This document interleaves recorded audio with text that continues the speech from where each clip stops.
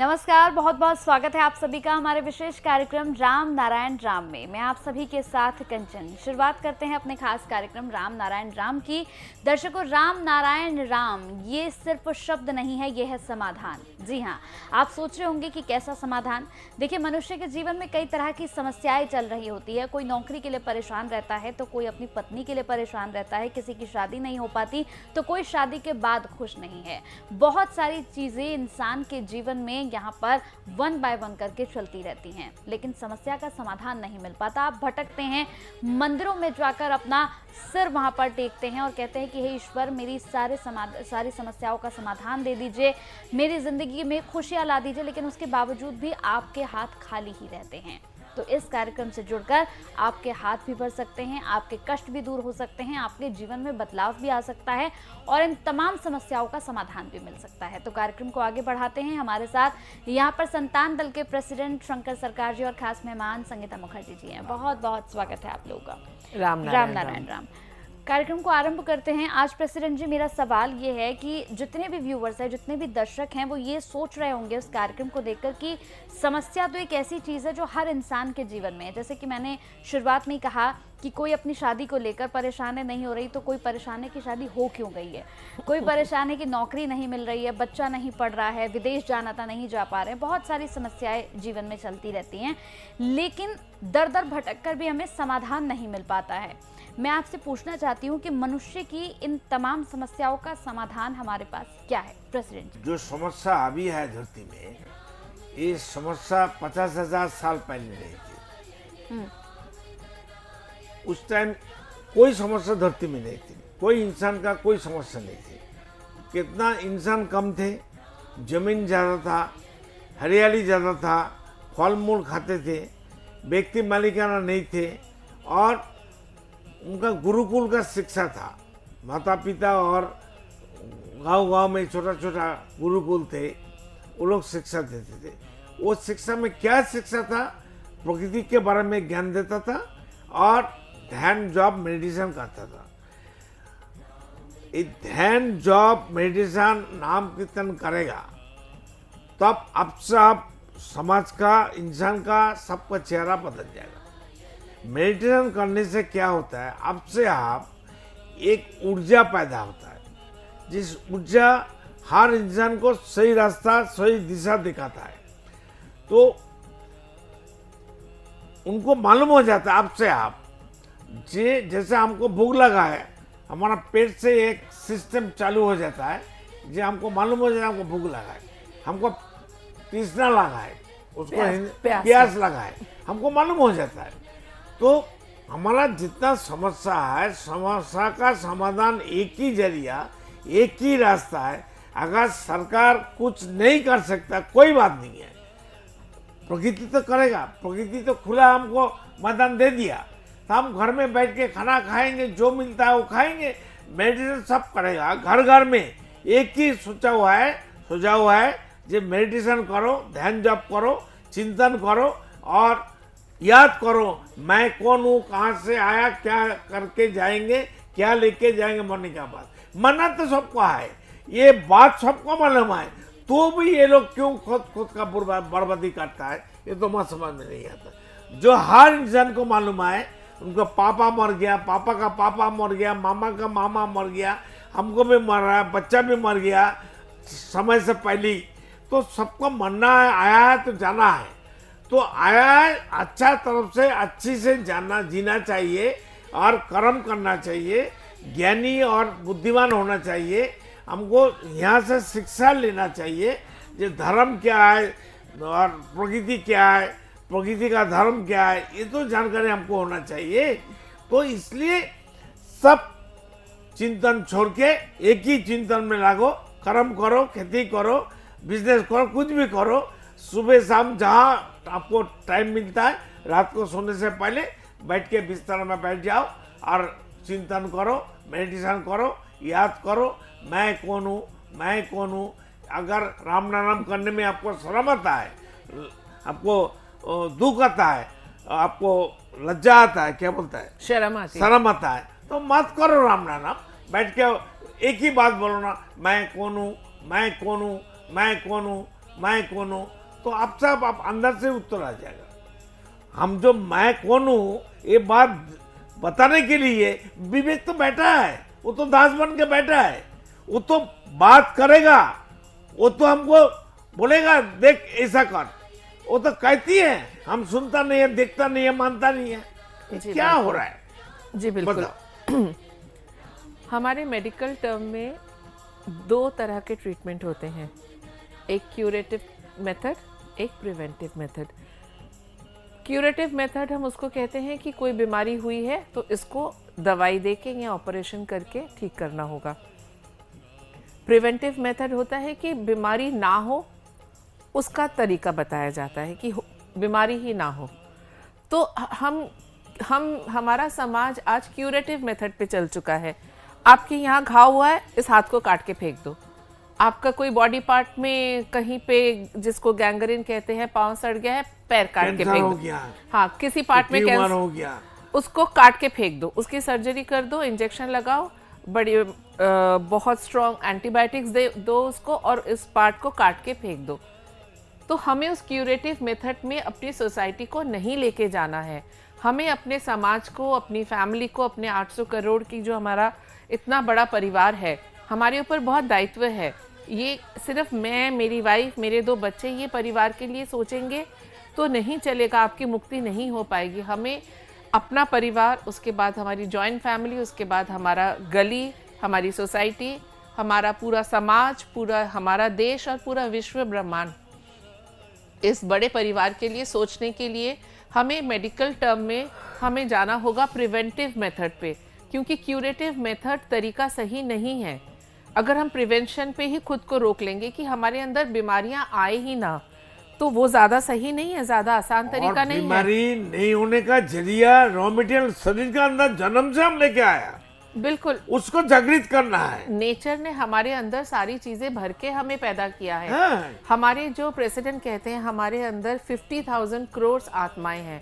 अगर हम उनको सही भोजन देंगे और ये बचपन से ही अगर देते जाएंगे तो कोई चिंता की बात ही नहीं है। मेडिसिन ध्यान जप करना है, उनको याद करना है, खुद को याद करना है। जी बिल्कुल, जैसे हमारे शरीर की जो भूख होती है उसको तो हम भोजन के द्वारा मिटा लेते हैं, हमारी जो प्यास है उसको हम किसी भी पानी से, लिक्विड से मिटा सकते हैं, लेकिन जो हमारे अंदर 50,000 करोड़ आत्माएं हैं उनकी भूख हम नहीं मिटा पाते। उससे क्या होता है, ये विचलित हो जाते हैं। तो दाल चावल नहीं खाते, साग सब्जी नहीं खाते, फल मूल नहीं खाते, उनका भोजन है वो मेडिटेशन, साउंड एनर्जी खाती है। और मेडिटेशन करने अनगिनत आत्मा का जो भूख है, जो आत्मा चैतन्य सत्ता मेरा आपका सबका शरीर में है, जी बिल्कुल 50,000 करोड़, अगर नहीं है तो हम पिता माता का शरीर से कैसे आ गया? हम तो पिता माता का खून में थे, शरीर में थे, बताओ ना। जी बिल्कुल, जो हमारा जन्म हुआ है, हर एक इंसान का जन्म किसी एक पर्पस से ही हुआ है, पर्पस से ही सृष्टि करता। आज हम जैसे कोई एक मिट्टी से जो घड़ा बनाते हैं या कुछ भी बनाते हैं, फ्लावर्स बनाते हैं, किसी पर्पस से बनाते हैं कि उसको बना के कोई काम के लिए, जरूरतमंद के लिए। बिल्कुल, उसकी हर चीज के पीछे एक उसका कुछ सोच होती है कि भाई ये घड़ा मैं बना रहा हूँ, इसको मैं बेचूंगा, लोग इसमें पानी भर के पियेंगे, या कोई फ्लावर वाज है या जो भी है, या जो भी चीज दुनिया में बनती है, बनाने वाला किसी पर्पस से ही बनाता है। ऐसा तो नहीं कि कुछ ऐसे ही बना दिया और फेंक दिया। तो हमारा जो सृष्टि करता है उसने भी हमें कुछ सोच लेके ही इस पृथ्वी पे भेजा है। हर एक इंसान जो बनाने वाला सृष्टिकर्ता अल्लाह का गॉड है ना, वो उनके लिए नहीं किया, हमारा डेवलपमेंट के लिए, हमारे लिए किया। तब हमारा पिता माता हमारा मकान बनाया, गाड़ी लिया, स्कूल में दाखिल कराया, स्कूल कॉलेज में दाखिल किया, इतना पैसा खर्चा किया, इतना मेहनत किया जो हमारा बच्चा ज्ञानी बन जाए, अच्छा इंसान बन जाए। बिल्कुल, तो वही इच्छा तो उनका भी है, ऊपर वाला का। जो सृष्टि करता है उसका इसमें कोई पर्सनल बेनिफिट नहीं है, वो तो हमारा है। हमारी भलाई के लिए कि हाँ, कि उन्होंने जब हमें एक चिंतन की शक्ति दी है, सिद्धांत लेने की एक शक्ति दी है, उसका ये उनका ये सोचना था कि ये एक अच्छा सृष्टि की रचना करेंगे, आगे जाके अच्छी शिक्षा ग्रहण करेंगे तो इनकी मुक्ति का रास्ता खुलेगा। पर सृष्टिकर्ता ने कभी ये नहीं सोचा था कि ये अपने चिंतन और सिद्धांत की शक्ति को एक ऐसे डायरेक्शन में लेके जाएंगे कि उल्टा अपनी मुक्ति का रास्ता बंद करके आएंगे। तो हमें क्या, जैसे एक बच्चा जब बहुत बुरा रिजल्ट करता है, सोसाइटी में बुरे काम करता है, तो उसके माता पिता को शर्म आती है। तो क्या ये एक बच्चे का दायित्व नहीं है कि हम कुछ ऐसा करें कि हमारे माता पिता प्राउड फील करें? उससे कितनी हमें खुशी मिलती है। हम कुछ भी गलत काम करने सबसे बड़ा है जो चीज करने के लिए, पाने के लिए, देने के लिए, लेने के लिए खुद का तृप्ति होना चाहिए। हम जी, जब बिल्कुल। खाना खाते हैं हमारा तृप्ति लगता है, जीवा बोलता है हाँ चीज अच्छा है, मन भी बोलता है ये अच्छा है। तो खुद का जो तृप्ति जब तक अच्छा नहीं लगेगा तो वो काम क्यों करेगा बिल्कुल। इंसान?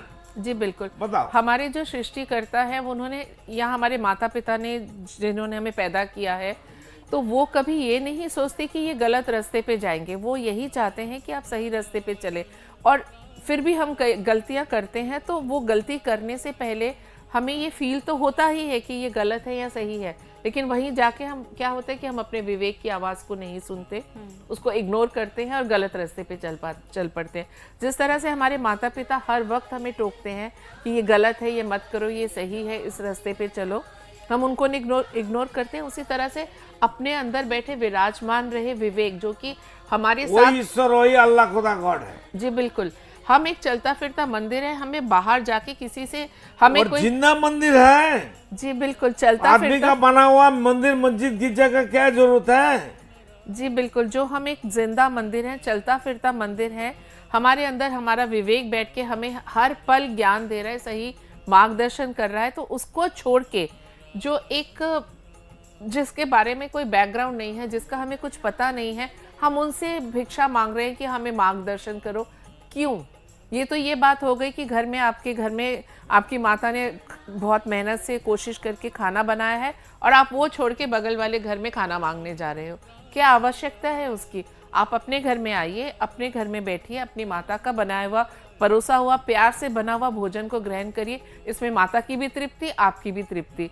तो जहाँ पे हर तरफ से एक विन विन सिचुएशन है, उसको छोड़ के हम ऐसी डगर को लेके भाग रहे हैं जिसमें किसी का फायदा नहीं है, ना सृष्टिकर्ता का ना आपका। और जो सहज सरल उपाय प्रेसिडेंट बता रहे हैं, उसमें आपको तो कोई मेहनत भी नहीं करनी। सोने से पहले आप दिन भर जो करते हैं करिए, जिस भी लाइन में है उस काम समय को। बर्बाद नहीं होता है, मेहनत नहीं होता है, जी बिल्कुल, सिर दर्द नहीं होता है। बिस्तर में बैठ जाओ और आंख बंद करके खुद को याद करो। अगर राम नाम करने से शर्म आता है, ये बीजेपी का है, मत करो भाई बीजेपी का काम, खुद का काम करो ना।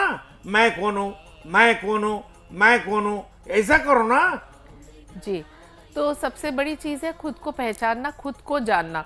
अब जब तक खुद को ही नहीं जानेंगे, आप क्यों आए हैं, आपका क्यों जन्म हुआ है और आपको क्या करना है, अपनी जीवन शैली को आगे किस तरह से लेके जाना है।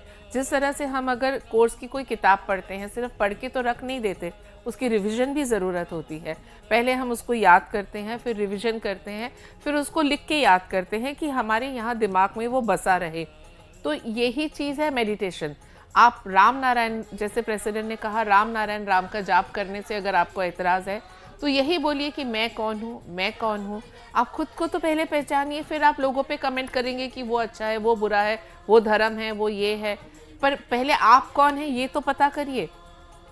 जिस दिन आप खुद को समझ जाएंगे ना, आपके लिए सारी चीज़ें बेमानी हो जाएंगी। मैन मेड धर्म, मैन मेड पॉलिटिकल पार्टी या व्यक्ति मालिकाना, आपके अंदर से ये आवाज़ आएगी कि मैं कौन।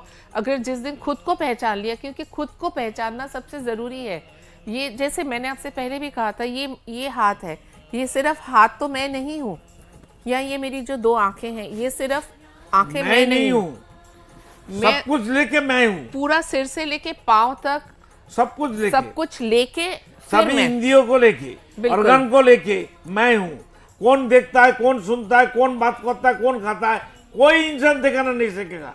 कोई भी साइंटिस्ट हो, प्रोफेसर हो, जस्टिस हो और मिनिस्टर हो, जी कोई बिल्कुल। धर्मगुरु हो, आप खुद के अंदर से मैं को निकाल के उसको सामने खड़ा कर सकते हैं? नहीं कर सकते, क्योंकि आप संपूर्णता में, टोटलिटी में एक मैं हूँ, एक जरिया है, एक छोटा सा जरिया है। बिल्कुल, आपको एक छोटा सा जरिया बना के भेजा गया है, जिसपे हमें अहंकार नहीं करना। हम इंसान जैसे ही पैदा होते, थोड़ा बड़े होते हैं, हमारे अंदर एक अहम पैदा होता है। उस अहम को ख़त्म करके आपको जानना होगा कि आप कौन हो, आपको क्यों इस पृथ्वी पे भेजा गया है, और क्या करने से आपको मुक्ति प्रदान होगी, यही और श्रेष्ठ धरती है। में सब इंसान, सब प्राणी हमारा आदमी है, हमारा रिश्तेदार है। जी, बिल्कुल। ये सोच पहले होना चाहिए। जी बिल्कुल, हर किसी को अपना अपना परिवार समझना होगा। एक ही परिवार सोचो। जी बिल्कुल, सिर्फ मैं खा लूँ, मेरे बच्चे खा ले, बात खत्म हो गई। अगर ये सोच अगर हम अभी नहीं बदलेंगे तो बहुत देर हो जाएगी। फिर सृष्टि ने अगर अपना प्रकोप दिखा दिया तो फिर हम कहीं के नहीं रहेंगे। ये सृष्टि ही लोप होके फिर एक और नई सृष्टि का निर्माण करेगी, क्योंकि सृष्टिकर्ता इससे ज्यादा और अनियम और ये सृष्टिकर्ता सृष्टि हमको खा जाएगा। बिल्कुल, इतना ज़्यादा जो हम कर रहे हैं, सोसाइटी को नेगेटिव वे पे लेके जा रहे हैं, उसकी भी एक सहन शक्ति है। कितना हमारा बदतमीजी, हमारा व्यभिचार वो भी सहन करे। हर चीज़ की एक तो लिमिट होनी चाहिए। तो इसलिए जैसे कोई पिता माता बच्चा कोई गलत का ऊपर गलत, गलत का ऊपर जी, गलत बिल्कुल। करे, पिता माता सहेगा। वही मैंने नेचर, प्रकृति, ईश्वर हमको क्यों क्षमा करेगा, बिल्कुल। चांस देगा। जिस तरह से माता पिता एक के बाद एक गलतियां माफ करते जाते हैं, लेकिन उनकी भी एक सीमा है। तो जब आप अब वो सीमा का उल्लंघन करेंगे तो फिर वो भी एक ड्रास्टिक एक्शन लेता है, मारता है। उसके बाद मार पड़ती है, डांट पड़ती है, कमरे में बंद किया जाता है, बहुत बदतमीज बच्चों को हॉस्टल भेज दिया जाता है कि वो वहां जाके रहें। जैसे कोई चाइल्ड क्राइम करता है तो उनको भी चाइल्ड का जेल है। तो इसीलिए हमें अब सुधरना होगा। बिल्कुल, अब समय आ गया है सुधरने का और खुद में बदलाव लाने का। देखिए यहाँ पर प्रेसिडेंट के द्वारा दर्शकों आप ही के लिए ये सभी बातें हम लेकर आते हैं। प्रेसिडेंट आपसे रिक्वेस्ट कर रहे हैं, सोचिए वो अपना तन मन धन लगाकर लगातार आप लोगों के समक्ष रोज आते हैं और रोज आकर वो आपसे एक ही रिक्वेस्ट करते हैं। वो ये नहीं कहते कि आप उन्हें कुछ भी दीजिए, आप कोई भी पैसा उन्हें दीजिए या उनके अकाउंट में आप कोई भी पैसा डालिए या फिर आपसे कोई भी पूजा की सामग्री नहीं मांगते हैं। वो सिर्फ और सिर्फ कहते हैं कि अब वक्त आ चुका है जब आपको बदलना होगा, सुधरना होगा, आपको संकल्प लेना होगा, सिद्धांत लेना होगा और आपको खुद को खुद में जगाना होगा। अभी अभी लेने पड़ेगा, नहीं तो मरेगा सब।